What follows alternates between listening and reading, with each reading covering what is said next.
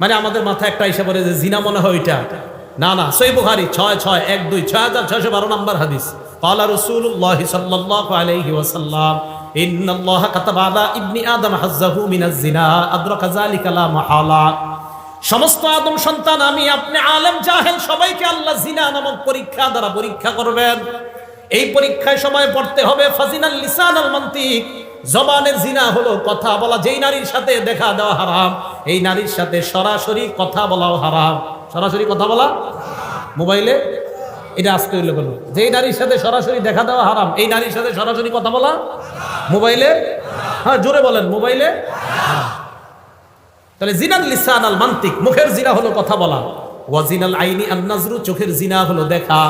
চোখের জিনা দেখা।